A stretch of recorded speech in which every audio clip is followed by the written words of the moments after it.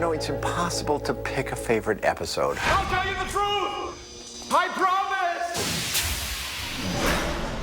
Of course you will, Dr. Solomon. Oh, God. I think the one that still stands out the most to me is the 3D episode. I love that episode. There's something very different about it, and it's its own beast. I'd say when we're first discovering our ethnicity, our race. I didn't know he was leaving. I just had my head down inside. Tommy, what are you doing? Well, I'm black now. Without a doubt, it would be the episode where we find out that we're Jewish. Who knew that Solomon was a Jewish name when we took it off the side of that truck? Go figure. And it was the most fun to do, so. We're Jewish. I don't know what to say. Mazel tov.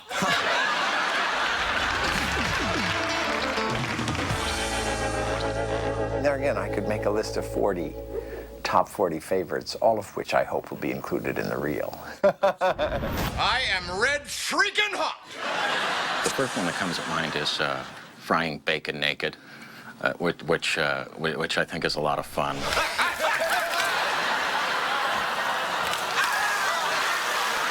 There's this one moment that I always see when they play the highlight reel, you know, of when French and I are feeding the baby. Hey, he likes it. Maybe not.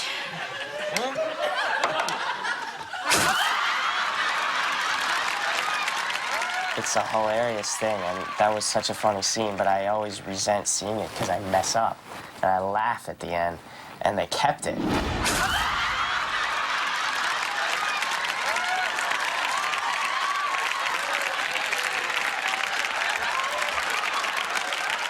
The other one would be an episode where I get hypnotized by Tommy and Sally, and I end up going to a restaurant to confront the big giant head, and he keeps saying the words that sort of set off my hypnosis.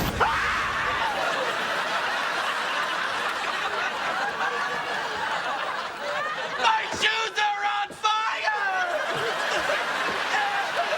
I love that scene. In terms of Sally, I would have to say, and this is the third episode we ever shot, and it's the episode where she kicks down the door. She wears this hot red dress. This guy's not calling her back. And she goes to a bar with Jane and Simbi and just screams in rage. You've got to let it out. Come on, open up. I certainly do remember what I think is the funniest moment, which was when I stormed upstairs in drag.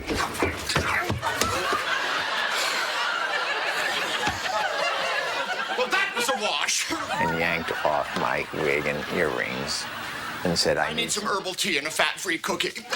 We did 2 passes, and only on the second pass, Bonnie ran forward and said, can you yank your wig off and your earrings? So it was virtually an improvised moment. I just thought it was hilarious. I think my biggest challenge playing Harry is keeping him moronic. You're really only operating with the brain stem.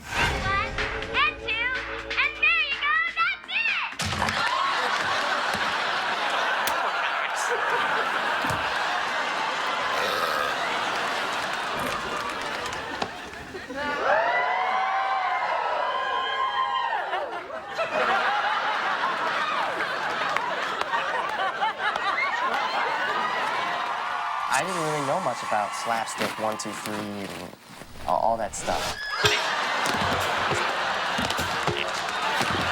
So it was challenging, you know, getting to yell, you know, to the back row. I think generally just maintaining the energy for it. The high pitch, and sometimes it's so strenuous. The most difficult thing ever was doing the Stomp parody. And the week afterwards, all of us were like stunned by how much it made our legs ache. Oh, it was just murder. We couldn't move after that.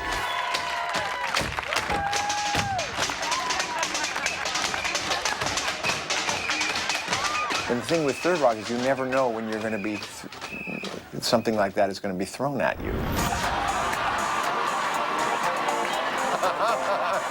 I mean, I started training halfway through Third Rock because I just knew any day now they could ask me to lift a pickup truck or something. The biggest challenge in playing Sally is probably answering questions like, you know, what's it like being a man in a woman's body? Hey, what do you think? They seem to have greater power when they collide. I'm not wrong, am I? So that was why it was so fun to do that show with John where we switched personalities. Oh, my God! I'm gorgeous! Because I really didn't think it was very different than Sally at all, but apparently a lot of other people did. For all the men of Rutherford, beneath this pretty package is a mind! Do you hear me? A mind! You know, you just never want to cross a line and be too manly, and she loves the fact that she's a woman, yet she also is very, you know, has a lot of derision towards it. Would you look at these breasts? Hey, Dick, can we touch them? Be my guest, they're not mine.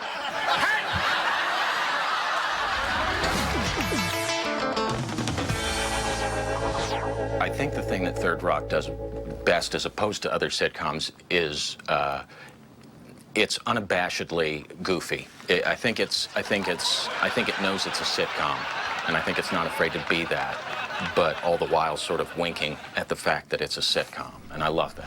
What I'm always proud of is that it never takes itself seriously, ever. Hey, Donnie! You got room for a cop-out on your roof? I think in that way we really kept more integrity than any other show on TV. I don't think that there's a show on television that I've personally seen in the last 10 years that has the physical comedy that we do. I need you to find out what's funny. Oh, I can't. I gotta Google it. How am I supposed to know what's funny? I think it's a pretty all balls out attitude from the get-go, and that's certainly led by John, without a doubt. And we just follow and go for it.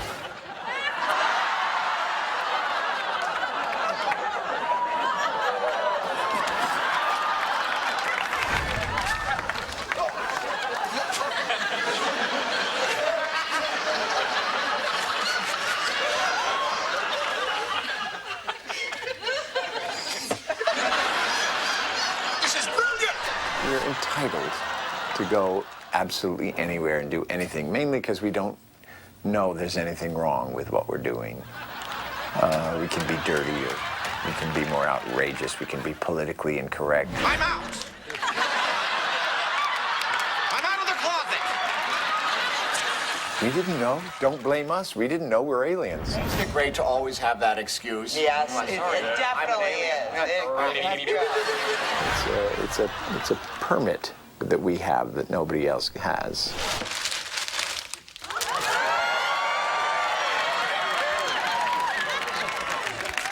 I'm just getting a cookie.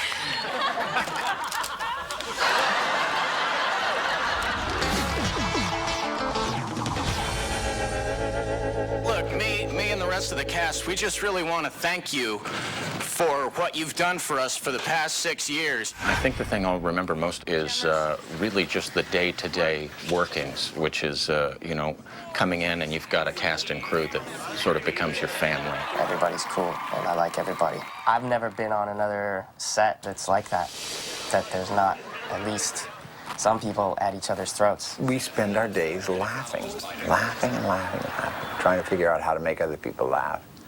And I always loved the performances, but I loved it when we got to laugh. Mainly when Jane broke up. I'm gonna need you to stand very... Let me kiss you again. Stay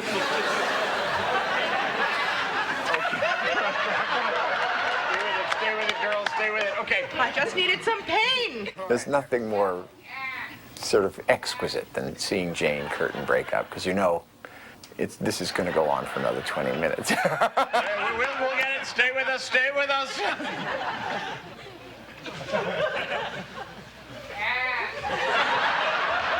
These three guys John, French, and Joey that I feel like literally are my brothers, and they've helped me learn so much about myself and so much about acting, and I will miss that more than anything.